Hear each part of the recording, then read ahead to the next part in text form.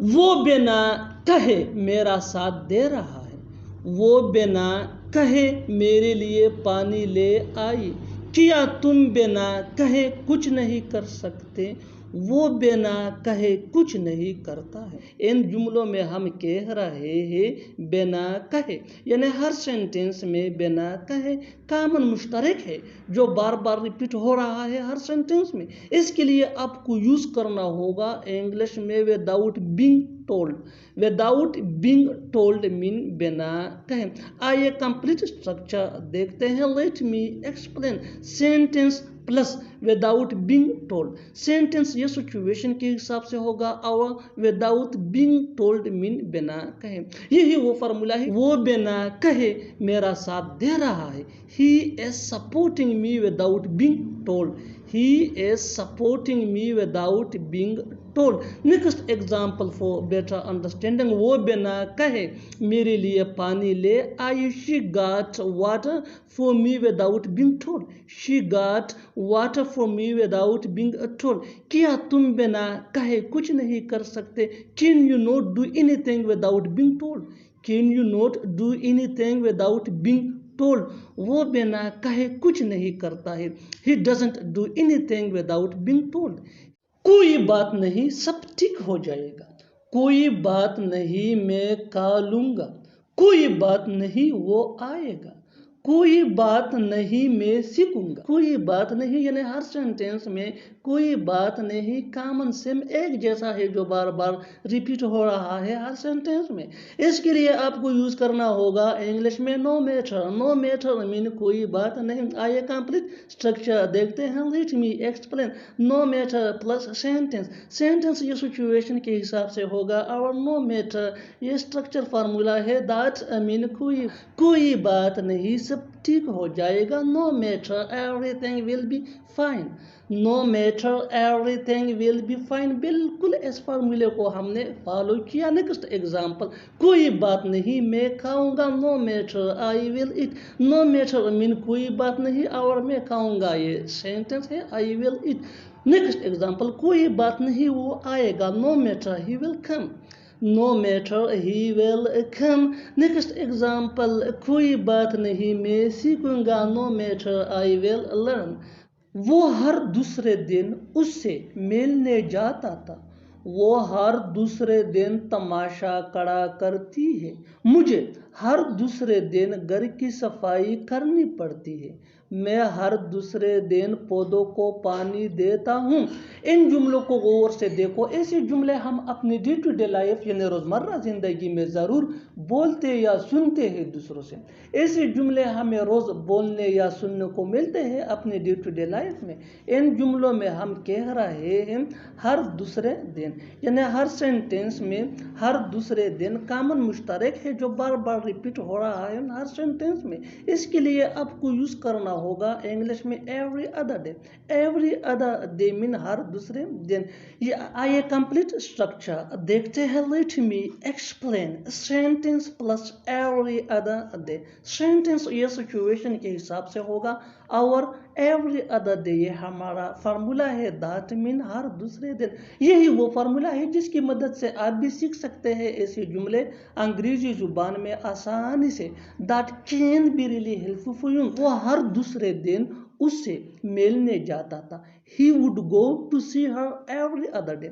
He would go to see her every other day. वो हर दूसरे दिन तमाशा खड़ा करती है। She creates a scene every other day. She creates a scene every other day. मुझे हर दूसरे दिन घर की सफाई करनी पड़ती है। I have to clean the house every other day. I have to clean the house every other day. मैं हर दूसरे दिन पौधों को पानी देता हूँ। I water the plants every other day.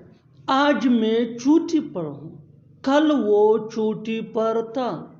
कल तुम चोटी पर होंगे।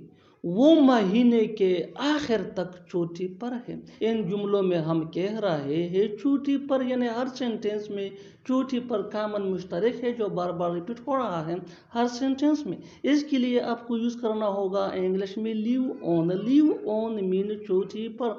आइए कंप्लीट स्ट्रक्चर देखते हैं। Let me explain. Subject plus helping verb plus leave on plus other words, यही वो फार्मूला है जिसकी मदद से आप भी ऐसे जुमले सीख सकते हैं अंग्रेजी ज़ुबान में आसानी से। That can be really helpful for you. आगे डिटेल से समझाता हूँ मिसालों से। Here are some example for better understanding, so watch this video till to end. आज मैं छुट्टी पर हूँ।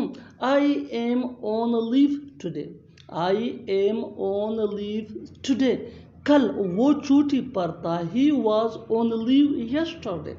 ही वॉज ऑन लीव यस्टरडे। कल तुम छुट्टी पर होंगे। You will be on leave tomorrow.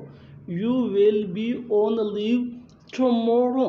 वो महीने के आखिर तक छुट्टी पर है। He is on leave until the end of the month. कभी तो यहाँ आया करो, कभी तो इंग्लिश बोला करो, कभी तो मुझे कॉल किया करो, कभी तो वक़्त पर सोया करो। इन जुमलों में हम कह रहे हैं कभी तो, यानी हर सेंटेंस में कभी तो कॉमन है जो बार बार रिपीट हो रहा है हर जुमले में। इसके लिए आपको यूज़ करना होगा इंग्लिश में do ever. Do ever mean कभी तो। आइए कंप्लीट स्ट्रक्चर समझते हैं। Let me explain.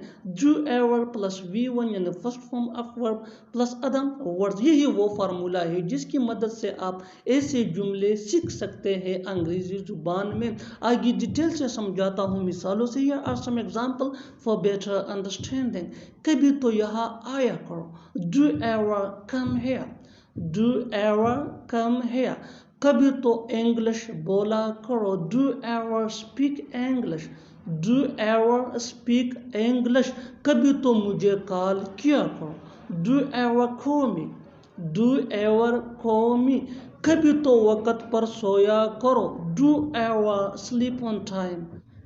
ढंग से बोलो, या हम ऐसा भी कह सकते हैं तरीके से बोलो। ढंग से बताओ या तरीके से बताओ। ढंग से पूछो या तरीके से पूछो। ढंग से चलो या तरीके से चलो। इन जुमलों को गौर से देखो। ऐसे जुमले हम अपने डे टू डे लाइफ में ज़रूर बोलते या सुनते हैं। ऐसे जुमले हमें रोज़ बोलने या सुनने को ज़रूर मिलते हैं अपने डे टू डे लाइफ में। इन जुमलों में हम कह रहे हैं ढंग से या तरीके से, यानी हर सेंटेंस में ढंग से या तरीके से बार बार रिपीट हो रहा है। इसके लिए आपको यूज़ करना होगा इंग्लिश में in a manner. In a manner mean ढंग से या तरीके से। आइए कंप्लीट स्ट्रक्चर समझते हैं। Sentence plus in a manner. Sentence ये सिचुएशन के हिसाब से होगा और यही वो फार्मूला है। आगे डिटेल से समझाता हूँ मिसालों से। Here are some example for better understanding.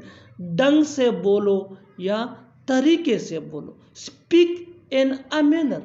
Speak in a manner. ढंग से बताओ या तरीके से बताओ। Tell in a manner. Tell in a manner. ढंग से पूछो, या हम ऐसा भी कह सकते हैं तरीके से पूछो। Ask in a manner. Ask in a manner.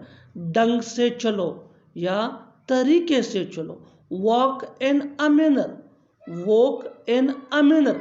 और आखिर में ये सेंटेंस आपके लिए कमेंट सेशन में इसका जवाब ज़रूर देना।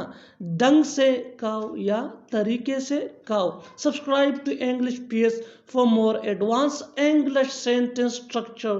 थैंक्स। मेरे गांव में एक अच्छा अस्पताल होने की ज़रूरत है।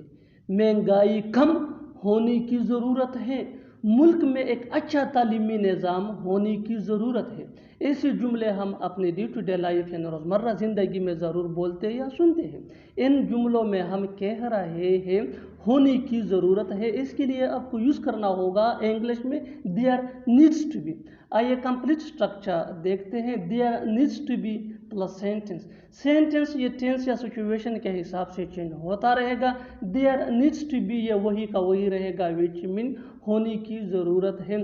अच्छी तरह समझने के लिए कुछ मिसालें देखते हैं। मेरे गांव में एक अच्छे अस्पताल होने की ज़रूरत है।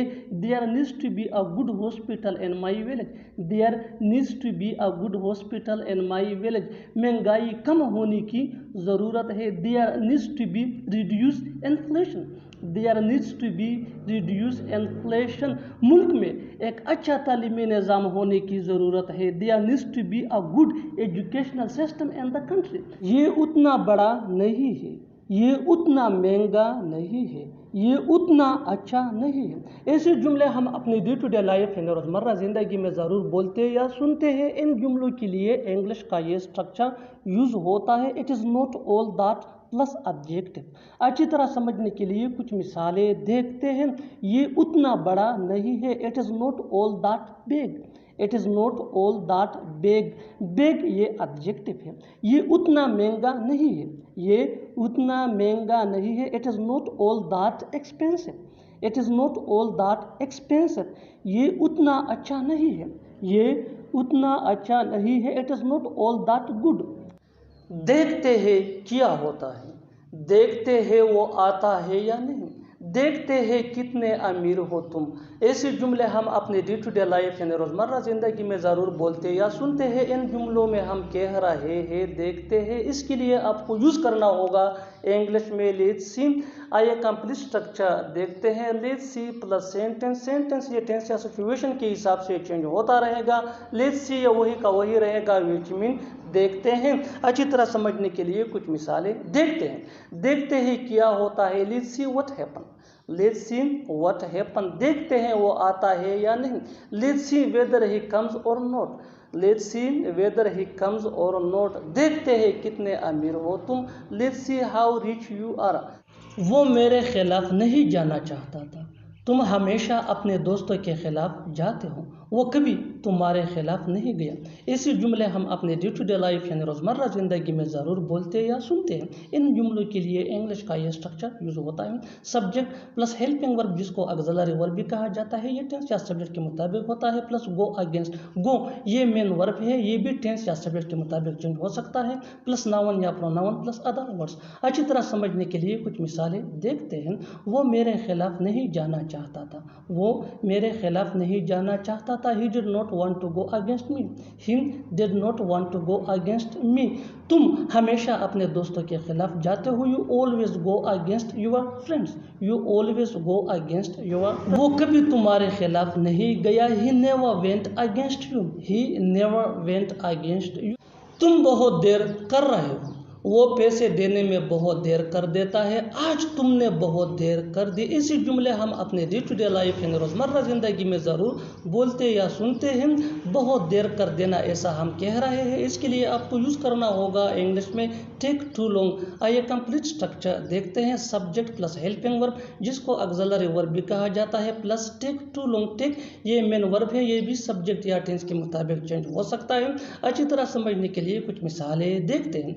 तुम बहुत देर कर रहे हो। You are taking too long. You are taking too long. वो पैसे देने में बहुत देर कर देता है। He takes too long to give money. He takes too long to give money. आज तुमने बहुत देर कर दी। You talk too long today. कभी कभी मैं उससे मिलता हूँ, कभी कभी वो यहाँ आती है, कभी कभी हम क्रिकेट खेलते हैं। इन जुमलों में हम कह रहे हैं कभी कभी। इसके लिए आपको यूज़ करना होगा इंग्लिश में वंस इन अ व्हाइल। आइए कंप्लीट स्ट्रक्चर देखते हैं। Sentence plus once in a while. Sentence ये टेंस या सिचुएशन के हिसाब से चेंज होता रहेगा। वंस इन अ व्हाइल ये वही का वही रहेगा, विच मीन कभी कभी। अच्छी तरह समझने के लिए कुछ मिसालें देखते हैं। कभी कभी मैं उससे मिलता हूँ। I meet him once in a while. I meet him once in a while. कभी कभी वो यहाँ आती है। She comes here once in a while. She comes here once in a while. कभी कभी हम क्रिकेट खेलते हैं। We play cricket once in a while.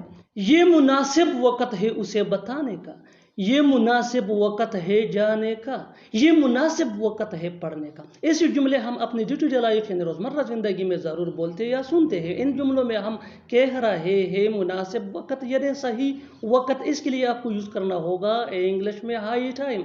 आइए कंप्लीट स्ट्रक्चर देखते हैं। It is plus high time plus two plus V1 यानी first form of verb plus other words. अच्छी तरह समझने के लिए कुछ मिसालें देखते हैं। ये मुनासिब वक़्त है उसे बताने का, यानी ये सही वक़्त है उसे बताने का। It is high time to tell him, it is high time to tell him. ये मुनासिब वक़्त है जाने का। It is high time to go, it is high time to गो।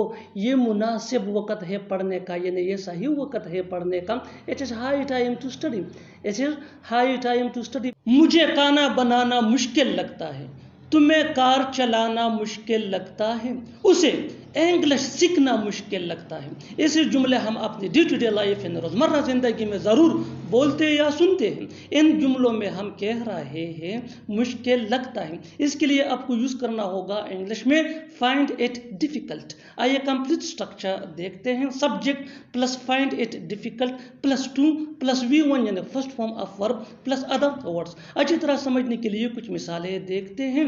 मुझे खाना बनाना मुश्किल लगता है, I find it difficult to cook food, I find it difficult to cook food।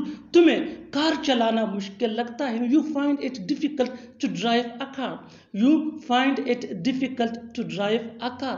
उसे इंग्लिश सीखना मुश्किल लगता है, he finds it difficult to learn English। मजाक करना छोड़ो और मेरी बात सुनो, मजाक करना छोड़ो और अपना काम करो, मजाक करना छोड़ो ये मुझे बिल्कुल पसंद नहीं। इन जुमलों में हम कह रहे हैं मजाक करना छोड़ो, इसके लिए आपको यूज़ करना होगा इंग्लिश में स्टॉप किडिंग अराउंड। आइए कंप्लीट स्ट्रक्चर देखते हैं। Stop kidding around plus sentence. Sentence ये टेंस या सिचुएशन के हिसाब से चेंज होता रहेगा। स्टॉप किडिंग अराउंड ये वही का वही रहेगा, विच मीन मजाक करना छोड़ो। अच्छी तरह समझने के लिए कुछ मिसालें देखते हैं। मजाक करना छोड़ो और मेरी बात सुनो, stop kidding around and listen to me, stop kidding around and listen to me. मजाक करना छोड़ो और अपना काम करो, stop kidding around and do your work, stop kidding around and do your work. मजाक करना छोड़ो ये मुझे बिल्कुल पसंद नहीं है, stop kidding around I don't like it all, stop kidding around I don't like it all. बिल्कुल हम इस फार्मूले इस स्ट्रक्चर को स्टेप बाय स्टेप फॉलो कर रहे हैं। आप भी इस फार्मूले की मदद से सीख सकते हैं, बना सकते हैं ऐसे बहुत से जुमले अंग्रेजी जुबान में आसानी से, that can be really helpful. अच्छी तरह समझने के लिए एक और मिसाल देखते हैं। One more example for better understanding.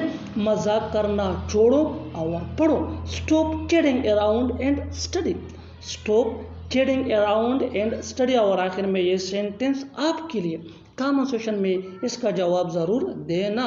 मजाक करना छोड़ो और उससे मिलो, मजाक करना छोड़ो और उससे मिलो। Subscribe to English PH for more advance English sentence structure. Thanks मानना। जब वो बड़ा होगा तब उसे पता चलेगा, जब तुम पापा बनोगे तब तुम्हें पता चलेगा, जब तुम उससे मिलोगे तब तुम्हें पता चलेगा, जब मैं उसके पास जाऊंगा तब मुझे पता चलेगा। इन जुमलों में हम बोल रहे हैं पता चलेगा, इसके लिए आपको यूज़ करना होगा इंग्लिश में कम टू नो। आइए कंप्लीट स्ट्रक्चर समझते हैं। When plus sentence plus then plus subject plus well plus come to know. आगे डिटेल से समझाता हूँ मिसालों से। जब वो बड़ा होगा तब उसे पता चलेगा। When he grows up then he will come to know, when he grows up then he will come to know। जब तुम पापा बनोगे तब तुम्हें पता चलेगा। When you become a father then you will come to know, when you become a father then you will come to know। जब तुम उससे मिलोगे तब तुम्हें पता चलेगा। When you meet him then you will come to know, when you meet him then you will come to know. जब मैं उसके पास जाऊंगा तब मुझे पता चलेगा. When I go to him, then I will come to know. कहा है मेरा किताब मेल नहीं रहा है. कहा है उसका मोबाइल मेल नहीं रहा है. कहा है तुम्हारी चाबी मेल नहीं रही है. कहा है मेरा शर्ट मेल नहीं रहा है. मेल नहीं रहा है या मेल नहीं रही है, इसके लिए आपको यूज़ करना होगा इंग्लिश में कांट फाइंड इट. कांट ये के नोट का शॉर्ट फॉर्म है. आइए कंप्लीट स्ट्रक्चर देखते हैं. Sentence plus can't find it. Sentence ये सिचुएशन के हिसाब से चेंज होता रहेगा. कांट फाइंड इट ये वही के वही रहेगा.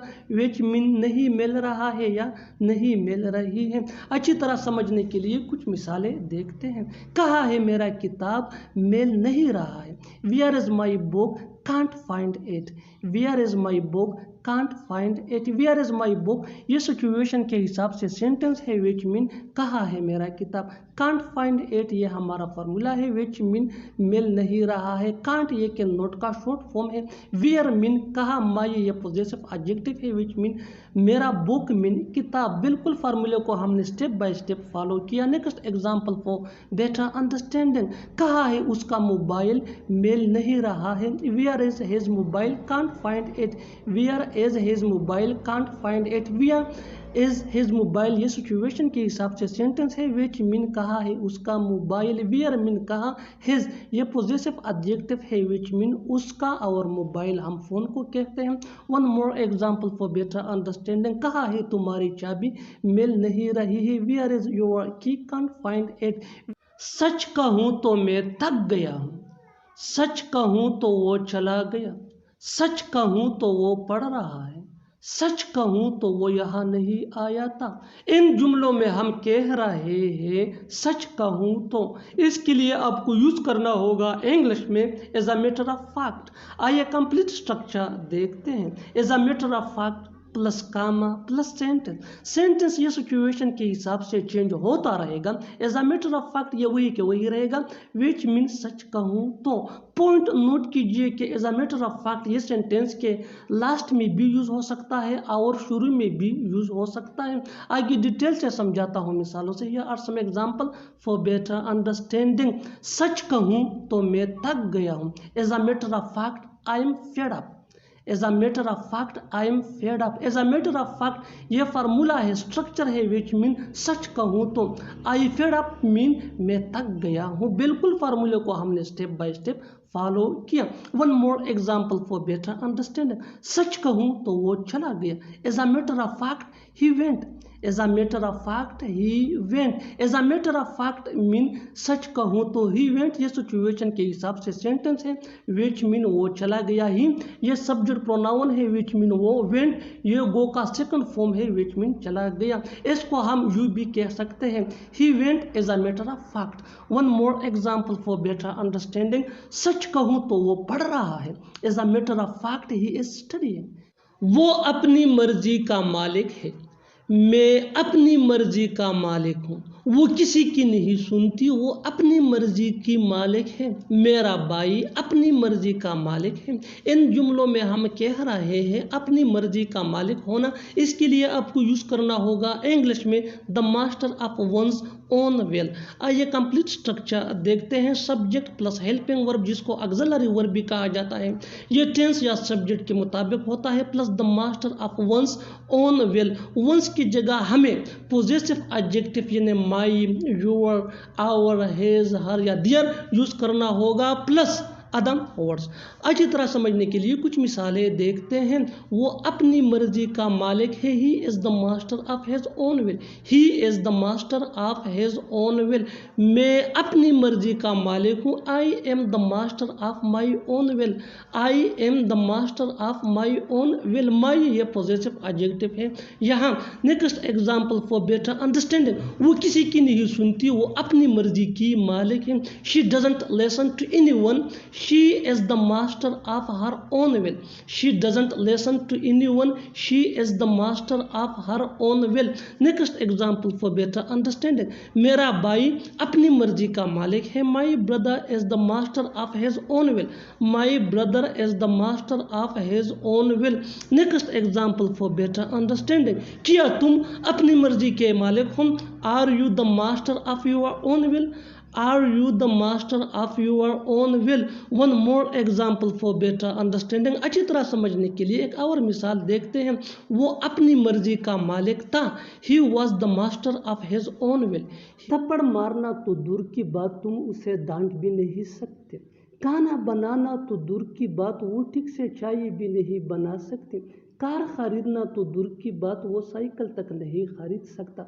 ऐसे जुमले हम अपने डे टू डे लाइफ यानी रोज़मर्रा ज़िंदगी में ज़रूर बोलते या सुनते हैं. इन जुमलों में हम कह रहे हैं तो दूर की बात. इसके लिए आपको यूज़ करना होगा इंग्लिश में नोट टू स्पीक ऑफ. आइए कंप्लीट स्ट्रक्चर समझते हैं. Not to speak of plus verb plus ing plus object plus comma अगर लिखना हो प्लस सेंटेंस. अच्छी तरह समझने के लिए कुछ मिसालें देखते हैं. थप्पड़ मारना तो दूर की बात, तुम उसे डांट भी नहीं सकते. Not to speak of slapping, you can't scold him. Not to speak of slapping, you can't scold him. खाना बनाना तो दूर की बात, वो ठीक से चाय भी नहीं बना सकती. Not to speak of cooking food, she can't make tea properly. Not to speak of cooking food, she can't make tea properly. Car खरीदना तो दूर की बात, वो साइकिल तक नहीं खरीद सकता. Not to speak of buying a car, he can't buy even a cycle. Not to speak of buying a car, he can't buy even a cycle. बिल्कुल हम स्ट्रक्चर को स्टेप बाय स्टेप फॉलो कर रहे हैं. आप भी structure की मदद से सीख सकते हैं, बना सकते हैं. ऐसे हज़ारों जुमले अंग्रेजी जुबान में आसानी से that can be really helpful. अच्छी तरह समझने के लिए एक और मिसाल देखते हैं. One more example for better understanding. अंग्रेजी बोलना तो दूर की बात, वो उर्दू भी नहीं बोल सकती. अंग्रेजी बोलना तो दूर की बात, वो उर्दू भी नहीं बोल सकती. Not to speak of speaking English, she can't speak Urdu. Not to speak of speaking English, she can't speak Urdu. और आखिर में ये सेंटेंस आपके लिए कमेंट सेक्शन में इसका जवाब ज़रूर देना. झूठ बोलना तो दूर की बात, हमें किसी से मजाक तक नहीं करना चाहिए. झूठ बोलना तो दूर की बात, हमें किसी से मजाक तक नहीं करना चाहिए. Subscribe to English page for more advance English sentence structure.